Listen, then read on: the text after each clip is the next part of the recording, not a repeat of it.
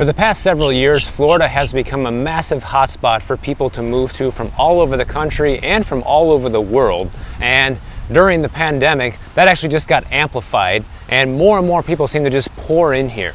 And so today I want to talk about why moving to Florida pretty much sucks now, and why you should not do it, unless you're okay with everything I'm going to talk about in this video. I used to make these videos a lot back in the day, but I think it's time for an update because a lot of things have changed here in Florida over the past couple of years. It's to the point where most people probably shouldn't move here anymore. So the first thing, and probably is going to be the biggest barrier for most people, is housing prices, okay? Real estate is way too expensive here for most people. The current median home price in Florida is about $380,000, and that is statewide across all types of property. So it doesn't really fit the bill for everywhere, guys, and that's kind of on the low side when you really look at how much it costs to live in a nice neighborhood in a lot of different areas across the state. But here's the good news. Inventory throughout the state of Florida has been exploding recently. Home prices have actually been steadily coming down throughout the state on a state level when we go back to June of 2022, which was the peak of the housing market here. Back then, home prices were about $388,000 median, and they've kind of inched down to $380K since then. And if we go back and look at the historical inventory data here in Florida using SunStats, we can see that pre-pandemic, it was pretty common to have roughly about 150,000 homes on the market in Florida during any given moment. And what we saw during the pandemic was a huge dip in inventory, but you can see things have been surging back up ever since about spring of 2022. Inventory's been going up, and pretty heavily actually. As of October 2023, there's about 119,000 listings on the market in the state of Florida. And that's only 30,000 listings shy of inventory being back to pre-pandemic levels in the state. Now, a lot of this could be due to the fact that we've had a massive boom in building here in Florida as well. A lot of new houses have been developed over the past few years, which has greatly added to the inventory stock. But also a lot of it is the fact that people are leaving the state because of a lot of things I'm about to tell you, and this is one of them. And so you had a lot of people putting their places for sale because they just can't hack it anymore, guys. But the problem is prices in a lot of areas haven't caught up with this inventory trend yet, and that's why you're still seeing a lot of places in Florida far too expensive. But you can start imagining there's going to be some pretty massive price cuts here in the state in areas where inventory has been exploding, because obviously it's not everywhere, but you know where if you live here. Right now, Southwest Florida is one of those areas that's seeing a massive inventory spike, and that's just the beginning, guys. And kind of related to this housing cost situation, you know, I did a road trip across the country this past summer, and I stopped in many different states. A lot of you guys followed me along and saw all the places I went to. And the reality is, for what you get here for the money, it's no longer really worth it when it comes to purchasing a home in many cases. Like, you can move to other states where you can get a similar style home for half the price and also pay much lower property taxes and all the expenses that go along with owning and maintaining that home for a fraction. Now, you might not be close to the beach, within a 10-15 minute drive to the beach, and obviously you're not in Florida anymore, but that might be worth it for people who really want to become a homeowner. Now, in order to make this video, I asked for your help, and I put up a community post on my channel asking people that currently live in Florida or have lived here over the past 5 years to give me some feedback on the things that have really made living here much worse. And the number one theme that kept recurring throughout this comment section more than anything else was the cost of living, guys. There was almost 300 comments there, and probably at least 200 out of those 300 comments were related to something along the lines of the cost of living being too high now. So I'm going to read off some of the things that you guys said about the cost of living here that I think everybody can relate to who lives here now or has lived here in the past few years. Cost of living has gotten ridiculous because income in Florida is not enough to afford these high rent prices. However, landlords are going to be suffering soon if they don't drop their prices. And I absolutely agree with this. You know, this is the same thing along the lines of what homes are selling for and what people are actually listing homes for. You know, people haven't caught up yet, guys, and the homeowners And landlords always are the last ones to know or to realize that, hey, the market's not as hot as it used to be. It's time to start lowering prices. And all these people are going to be finding this out the hard way pretty soon. Brevard County, Florida here.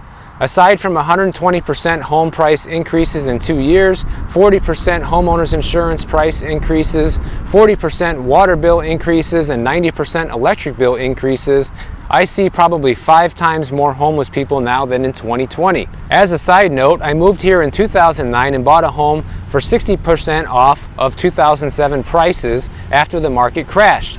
This housing bubble in Florida is mathematically roughly 90% worse than 2006 through 2007, and that doesn't even account for the simultaneous 40 to 90% increase across all other costs of living, from food to insurance and electricity. So I subscribe to the idea that Florida will see a minimum of 60 to 70% home price crash between 2024 and 2026. This is so much worse than the 2008, and it's not even comparable. The average person in Florida is paying over 65% of their net income in bills. Wow. As you can see, the sentiment here with this comment is that it has gotten far too expensive here, way beyond what the normal person can actually afford to live here based on today's salaries, and that is just absolutely true, guys.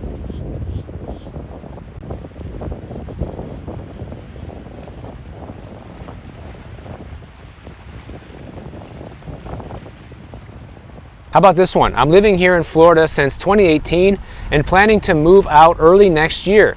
Insurance and property taxes are the biggest negative, and now HOA is slowly creeping in too. I love the weather, people, and surrounding, but economically it's getting out of hand and can't afford even basics anymore. And I make decent money, $150K plus, which is no longer decent in this economy. You know, once again, guys, the cost of living. If you can't live a comfortable lifestyle here, making 150 grand a year, then clearly it's not a good place anymore. However, I will say this, that highly depends on where you live in the state of Florida, because there are still many places here where you can live a great life on a $150,000 a year salary.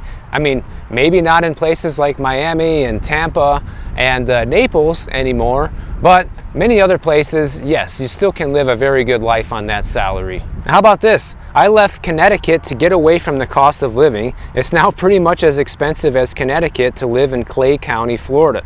The traffic and congestion is worse. Houses aren't even updated from rental companies. They just hand keys over to the next tenants and do a zero refresh. And that's kind of funny too, because, you know, Florida used to be a great place for people to come to because it was so much cheaper here. In fact, people that have followed my channel for a long time, if you go back and dig deep enough into the past, I have videos back then about places that you could have bought a house that's a 10-15 minute drive from the beach for under $200,000, guys. Same thing with oceanfront condos. You could have bought something like that for under $200,000 back in the day. Like crazy deals that you can't even imagine getting today. All those houses now are triple what they were back when I was making those videos. And so anybody that moved here from a higher cost of living state over the past few years for our low cost of living in Florida is now probably starting to think about returning back to their home state because it's just not worth it anymore. Obviously I didn't get everybody's comments, but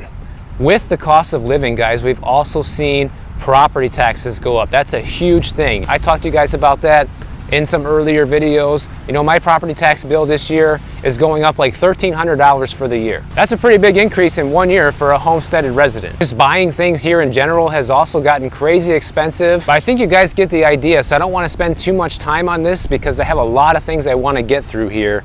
And the next thing is insurance. Homeowners insurance and really all types of insurance have been getting absolutely out of control, okay? And the number one thing that people need to do here if they want to move to Florida, if they're gonna buy a house, you need to make sure that you can even get insurance on the house now, guys. That's how bad it is, because some houses are basically uninsurable due to their location or the condition of the property or both. And if you can get insurance, it's probably going to be sky high on a property like I just described. Not only that, but if you live in a flood zone, which a lot of the state is in, you'll be required to get flood insurance, which is an additional expense on top of your regular homeowner's insurance. And the affordability for these things has basically gone out the window along with the rest of the cost of living. We've seen people's insurance rates skyrocket as high as 400 to 500% higher than it was just a couple of years ago. In fact, one of my viewers, DJ, he sent me this story I wanted to include with this that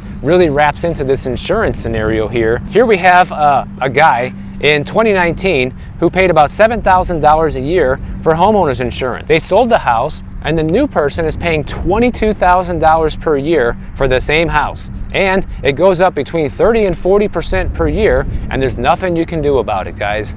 This is the state of affairs here right now with this. It is absolutely insane what's happening. And on top of that, the person who bought this house also pays $40,000 per year in property taxes. You guys have seen plenty of examples on my walks here when I'm walking through neighborhoods of people with these crazy property tax bills, and it's just out of control, really. I've complained about this numerous times where, you know, we're paying this crazy amount of money in property taxes now and insurance and all this stuff, and what do we get in return for it? We don't get a higher quality of life. In fact, to me, it makes the quality of life go down because the expenses are astronomical, and you don't get to enjoy life as much when you have to pay for all this stuff. And right along with insurance costs, car insurance is also out of control here. I recently shared with you guys how I got slapped with a renewal notice that's coming in December, and my insurance was going up about 25% in just 6 months, guys. And same policy, same everything, no accidents, no tickets. Like I saw some joker say in the comments before, like, oh, this guy must have, you know, a bunch of tickets and, you know, a bad driving record and all this crap. And none of that is true. I haven't been in an accident in so many years. I don't have any tickets, okay? Nothing like that. I have a perfect driving record, essentially. But yet the insurance goes up by 25%. But I do expect to bring that price down. I'm not going to get into that in this video, but basically I called the insurance company yesterday and I slashed all the coverage in half and doubled the deductibles, and I was able to get the rate down substantially, but I'll talk about that more in a future video. But the point is that the rates are shooting up higher and faster than ever before right now with all types of insurance here in Florida. And there's nothing you can do about it besides move or don't own anything that needs to be insured, which means you own nothing. Now the next thing is the lifestyle here in Florida. A lot of people come here on a vacation, they spend a week or two here, especially in the winter time, or they go to Disney or whatever, and they're like, oh, I love it here, I want to live here all year. Okay, well, first of all, let me let you in on a little secret, guys. Unless you're rich and you're not going to have to work, you're not going to be enjoying that vacation lifestyle here like you think you are, because of all the reasons I just mentioned and how high the cost of living is here now. Most likely, you're going to move here and be working at least one, maybe two jobs just to keep a roof over your head with these housing prices and all the expenses that go along with just, you know, staying alive. You're not going to be enjoying any sort of the vacation lifestyle that you had when you came down here and visited. And forget about retiring here either, especially if you're on a fixed income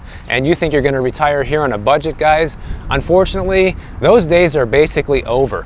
And I would highly caution you against looking at buildings that are like 55 and older, and you see some kind of condo that's like $150,000 and the maintenance fee is only $300 a month. That is a huge red flag right now with all of the problems we're having with condos here in Florida. In fact, go check out this video I made the other day right here, which talks in depth about that and why you might want to stay away from doing something like that.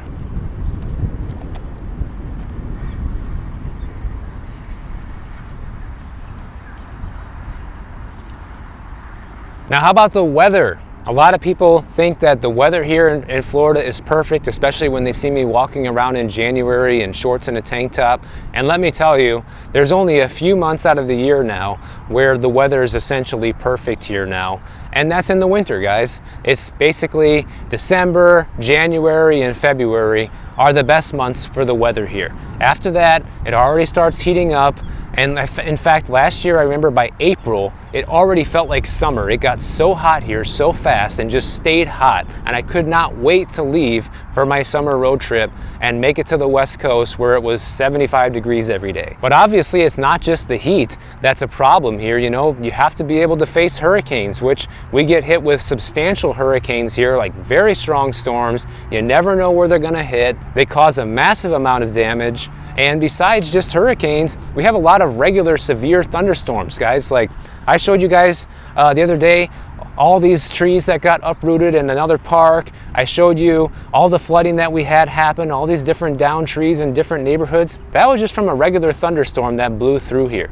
And those storms can be very strong sometimes. And I'm not saying you don't have thunderstorms and strong storms in other parts of the country, but because of how expensive everything is here with the insurance and all of this, if you need to make a claim against all of that, then you can get your insurance dropped, your rate can go up because you had to make a claim. So there's all sorts of problems with having, you know, this severe weather here, because it just influences and increases the cost of living even higher, unfortunately. Here's a comment from one of you guys that says the heat and humidity has to be the worst it has ever been. Getting this way since the 90s, now we are at a point where it's insufferable and you should not be living in this terrible climate. It used to be decent when I was growing up in the 90s, not anymore. Now it's 10 months of unbearable heat and humidity. I can't move for a variety of reasons. So obviously this person was born here, probably has all their family and their job here. They're stuck here for now. And when you have a native Floridian saying that, it kind of should be an eye-opener for a lot of people, because you have more context there, right? You have people that have been here for a long time. But even me, guys, like, I've been here for 16 years. In January of 2024 will be my 16-year anniversary of moving to Florida.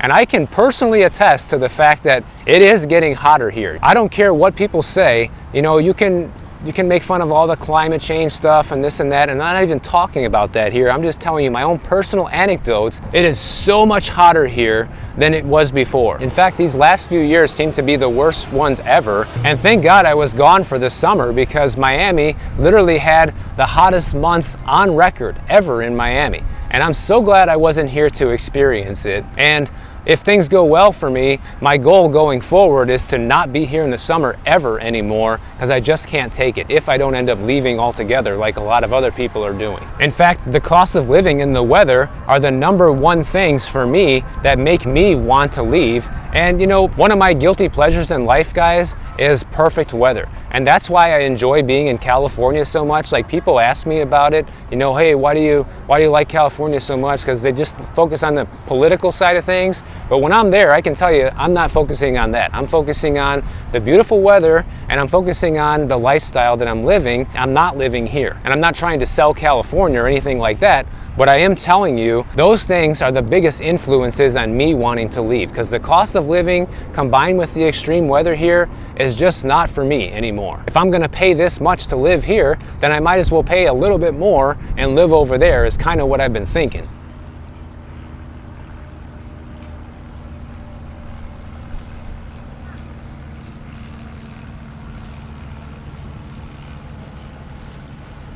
Now the next thing is the traffic and the tourists, and I'm going to combine this into one because they pretty much complement each other. The traffic is worsened by the amount of tourists that we have here, and it's always getting worse, guys. This is something that's never getting better. The traffic continually gets worse every single year.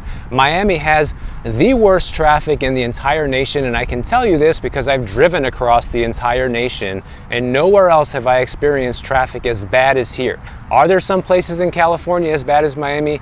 Yeah, but the difference is over there, you can take a different route. Here, you're stuck because you're surrounded by water, as you can see, and drawbridges, and when that stuff is not working properly or the drawbridges are up, you're just stuck. There's no alternative route.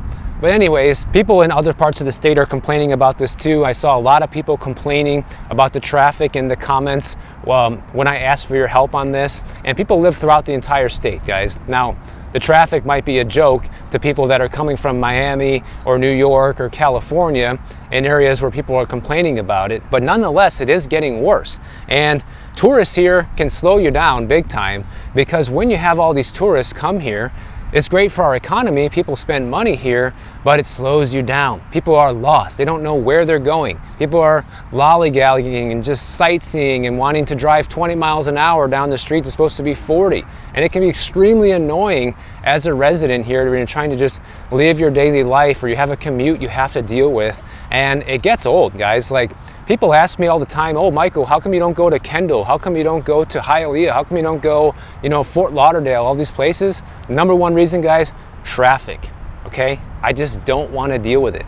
I hate it. I really, really hate it. Every single time I go out every day to shoot these videos for you guys, I intentionally choose a spot where I know I'm not gonna have to deal with a lot of traffic for the day. And unfortunately, that kind of keeps me pretty close to where I live, but at least I'm able to cycle through a lot of cool places and show you some beautiful views and still see different things, even though I'm not going 30, 40 minutes away from home. Because the reality is, if I do that, then a 30-minute drive to Fort Lauderdale becomes an hour drive on the way home, because now I'm stuck in rush hour traffic, and it's just not worth it, guys. Like, if I do that, that video is not going to get any extra views than the one I just made right down the street, because I've tried that before. I've tried different things, and my road trip across the country proves that it doesn't really matter where the video is shot. What really matters to you guys seems to be what the video is about and how much you enjoyed the video more than anything else. But I can personally attest, along with everybody else who complained about this, that the traffic here is no joke, and it is an absolute nightmare, because you have people from all over the world driving on the same streets, and these people shouldn't have a license. Let's put it that way, guys. Like, if you're over 75, you should be getting your eyes checked every year, first of all. There's way too many people that can't see, and they're just like driving 20 miles an hour. And then you have the opposite going on. You have people that fly down the road at 60, 70 miles an hour in an area that's supposed to be 35, super dangerous. There's lots of hit and runs, lots of accidents here. That's why we have high car insurance. It's just crazy. Here's another reason not to move here: scammers and fraud. That's right, Florida ranks number 4 in the US for fraud, with 1,446 reports per 100,000 residents as of 2022. And that's from the FTC. And some of the most common scams we have here are debt collection scams, identity theft, imposter scams. That's really big with renting places. The Craigslist scams have been a thing here forever. You know, people pose as the landlord or the seller of a house. They'll take a deposit from you, and you'll never hear from them again because they're not the actual owner. And people still fall for it to this day. I have no idea how, but they do. So you got to be very careful when it comes to text message scams, phone scams, in-person scams. When it comes to renting or buying things, guys, just be careful if you're going to move here. Oh, and by the way, I'll change my tune a little bit, and in case you actually are not completely against moving here yet, or you're deciding to move somewhere else because everything I'm saying is terrifying you, make sure that if you need a real estate agent, whether you're looking to buy or sell a home, use my link in the description below. I'll set you up with a real estate agent completely for free. It helps you, it helps the channel, and if you use the link, I appreciate it. Here's the next thing. You can be kicked out of your own home if you live in a condo. That's right, guys. Check out this video I made the other day. I already shared this with you earlier, and I have a perfect example of that in there. But they are shutting people down. They're shutting buildings down right now that don't meet standards anymore, because we had the Champlain Towers collapse here back in 2021, and ever since then, everybody's on high alert, and it's causing new laws to be made throughout the state, as well as the fact that, you know, if the building you live in is not in good shape, they're evacuating people. And a lot of times, no one's going back, guys. Only a couple times I've seen people been able to move back into buildings that have been evacuated, but some of them get evacuated and no one ever is able to move back in. So you need to be very careful if you're going to purchase a condo here, that you're going to be purchasing a place that is not only in good financial condition, but also in good physical condition. Customer service here is absolutely awful now. Now, I can't say that's the case throughout the entire state of Florida, because it's not.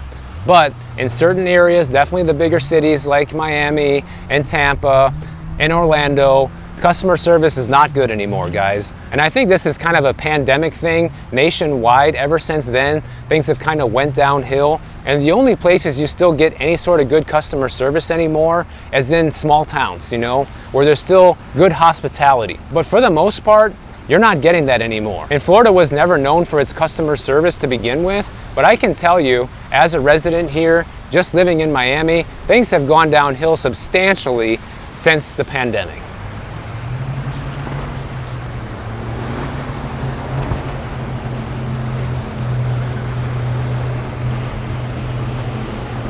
Here's one that most people won't consider or not even realize if they haven't lived here for a decent amount of time, and that is, it's just not fun anymore, guys. Like, Literally all the reasons I just described make it so that it's not that fun anymore, because when you have to constantly contest with an ever-increasing cost of living, more and more people, more and more rude people coming here, it's not fun to deal with, trust me. And somebody said here exactly what I feel like a lot of times. They said, lived here 20 years and I feel either I've sucked everything I can from Miami or Miami has sucked everything from me. I don't feel a return on enjoyment anymore. And it's not really a big surprise to feel that way when things have changed so dramatically here just over the past 5 years, really, because prior to then, you didn't see major changes here in terms of the cost of living or the amount of people living here or anything like that, but it has changed substantially in the past 5 years. Somebody else says too many transplants with big money have moved in,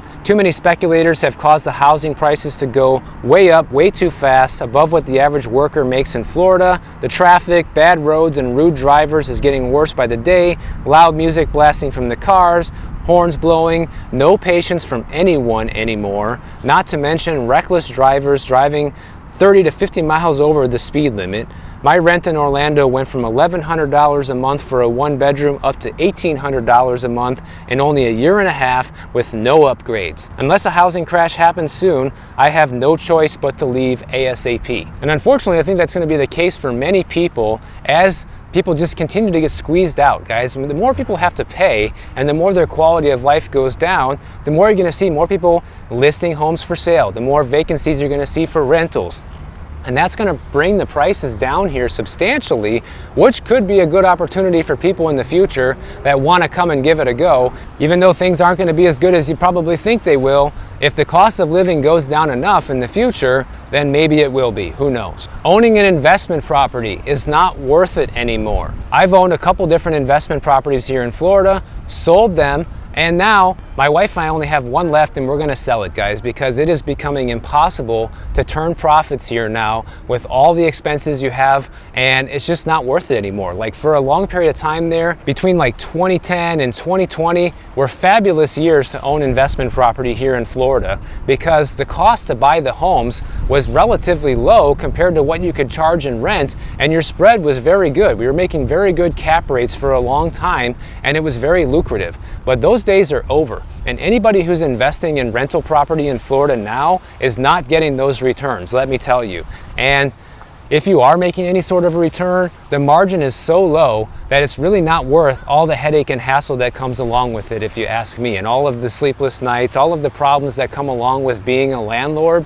To make a 3, 4, 5% return on investment, no thanks, guys. I'd rather just keep my money earning 5.5% in a CD or treasuries at that point. Someone else mentioned more and more homeless here in Florida. And I did notice when I was driving back to Miami, I stopped in several different cities along the way in Florida, and I did see a noticeable uptick in the amount of homeless people and beggars on the streets asking for money, guys. Now, is it anywhere near on the level that it is out west and the other half of the country? No. But things are heading in the wrong direction when it comes to that. In fact, Miami Beach just passed a law a couple of months ago making it illegal to be homeless and sleep on the streets here, because if you don't accept help, if you don't accept moving to a homeless shelter, then you'll be arrested.